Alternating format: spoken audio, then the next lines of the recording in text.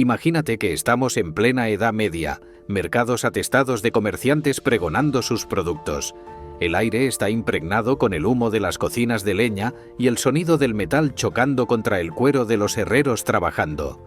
Es mediodía y en la gran mesa de un castillo se está sirviendo un banquete digno de la nobleza.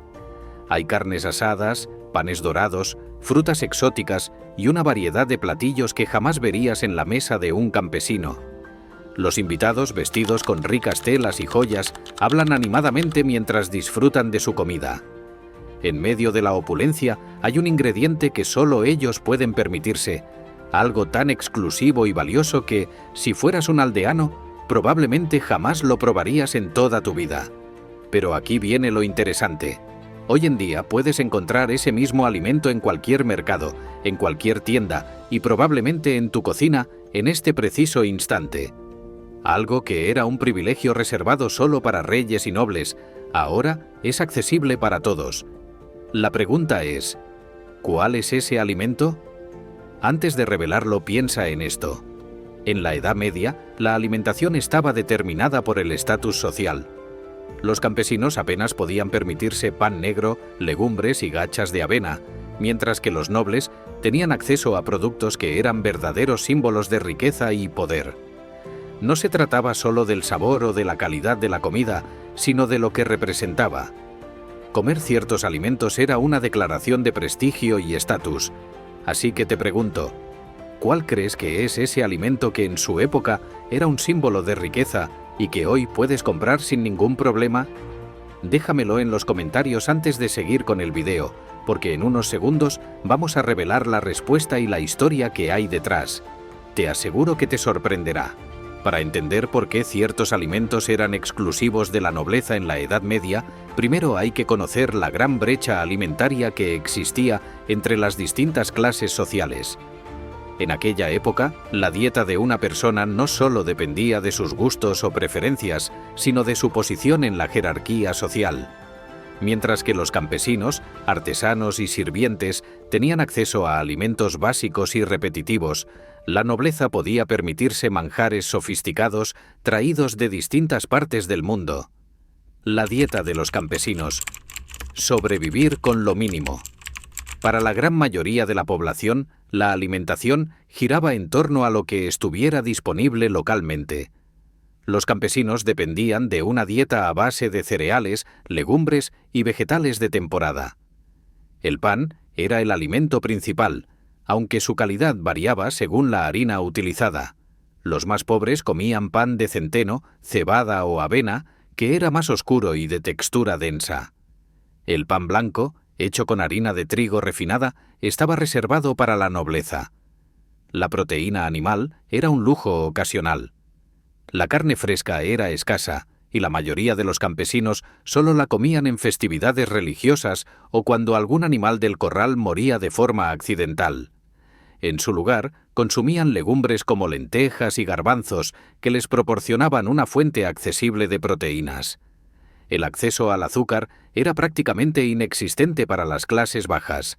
En su lugar, endulzaban los alimentos con miel cuando podían permitírselo.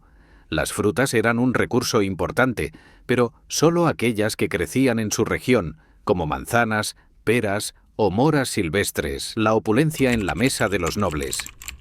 En contraste con la dieta monótona de los campesinos, los banquetes de la nobleza eran un despliegue de lujo y exceso. La aristocracia podía permitirse ingredientes que requerían una infraestructura compleja para su producción y distribución. Algunos de los privilegios culinarios de la nobleza incluían carnes exóticas y en grandes cantidades, venado, jabalí, cisne, pavos reales e incluso delfines. Sí, en algunos lugares eran considerados una exquisitez. Especias traídas de Oriente, como pimienta, canela, nuez moscada y clavo de olor, que eran tan caras que muchas se guardaban bajo llave. Dulces elaborados con azúcar, que en ese tiempo era un producto de importación extremadamente costoso. Vinos y cervezas especiadas, en una época en la que el agua potable podía ser peligrosa. Para ellos, la comida no solo cumplía una función nutricional, sino también simbólica. Un noble demostraba su poder a través de los alimentos que podía permitirse, y un banquete fastuoso era una declaración de riqueza y estatus. Pero dentro de todos estos lujos hubo un alimento en particular que se convirtió en símbolo de riqueza y exclusividad. Un producto que, siglos después, pasaría de ser privilegio de pocos a estar al alcance de cualquiera. En el siguiente punto, descubriremos cuál es este alimento y por qué era tan codiciado en la Edad Media. En la Edad Media había un alimento tan raro y valioso que solo la nobleza y el clero podían disfrutarlo en sus mesas. Su presencia en los banquetes era sinónimo de riqueza y prestigio, y durante siglos fue considerado un artículo de lujo reservado únicamente para las élites. Este alimento es el azúcar. Sí, ese mismo ingrediente que hoy encontramos en cualquier mercado, supermercado o tienda de barrio y que forma parte esencial de la dieta moderna, en la Edad Media era un artículo exótico y extremadamente caro. ¿Por qué el azúcar era un lujo en la Edad Media? Hoy en día podemos conseguir azúcar a precios accesibles, pero en la Edad Media su producción y comercialización eran complejas y costosas, lo que lo convertía en un producto casi inaccesible para la mayoría de la población. Veamos las razones principales. Origen exótico y limitado. El azúcar, tal como lo conocemos, proviene de la caña de azúcar, una planta que no es originaria de Europa. Sus primeras evidencias de cultivo se remontan a la India alrededor del 500 a.C. Desde allí, su uso se expandió a Persia y más tarde a los territorios del Califato Islámico, quienes fueron los responsables de introducirla en Europa, específicamente en España y Sicilia, durante la Edad Media. Los cruzados europeos, al regresar de sus expediciones a Tierra Santa en los siglos XI y XII, trajeron consigo este oro blanco, un ingrediente tan raro que solo las familias más ricas podían permitirse disfrutarlo. Producción limitada y costosa. A diferencia de la miel, que era una alternativa más accesible para endulzar los alimentos, la caña de azúcar requería condiciones climáticas muy específicas. Durante la Edad Media, los pocos cultivos de caña de azúcar en Europa estaban en manos de árabes y comerciantes mediterráneos, lo que significaba que la producción estaba controlada y el acceso al producto era muy limitado. Además, su procesamiento era un trabajo arduo y costoso. La caña de azúcar debía cosecharse manualmente, exprimirse para extraer el jugo y luego cocinarse lentamente hasta cristalizarse. Esto requería una gran cantidad de mano de obra y conocimiento técnico, lo que encarecía su precio aún más. Monopolio comercial y altos costos de importación. Gran parte del azúcar consumido en Europa venía de importaciones. Durante los siglos XIII y XIV, el comercio del azúcar estaba dominado por los árabes, los venecianos y los genoveses, quienes establecieron monopolios comerciales y controlaban su distribución. El transporte del azúcar desde el Mediterráneo o el Medio Oriente hacia Europa era complicado, arriesgado y costoso. Los barcos mercantes tenían que recorrer largas distancias, enfrentarse a piratas y pagar impuestos exorbitantes a los reinos que controlaban las rutas comerciales. Todo esto hacía que el azúcar fuera tan caro que solo los más ricos podían comprarlo. Asociado a la medicina y el estatus social.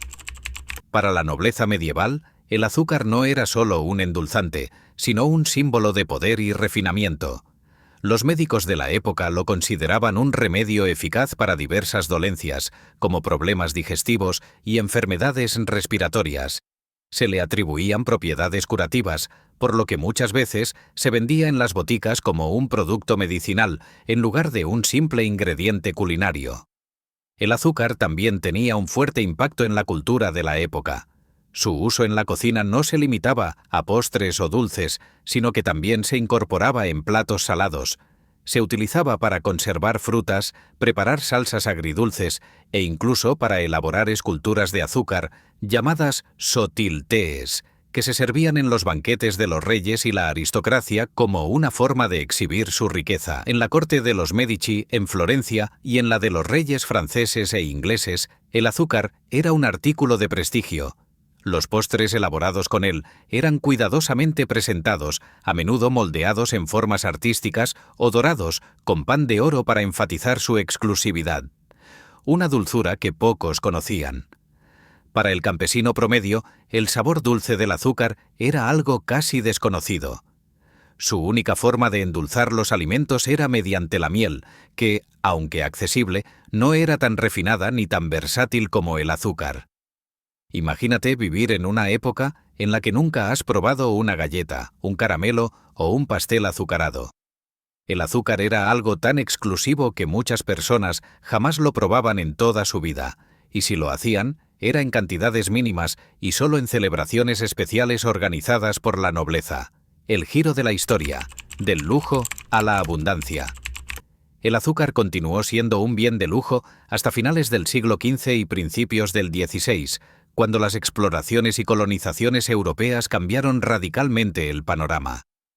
Con la llegada de los europeos a América, se establecieron enormes plantaciones de caña de azúcar en el Caribe, Brasil y otras regiones tropicales, lo que llevó a una producción masiva y a la reducción de su precio.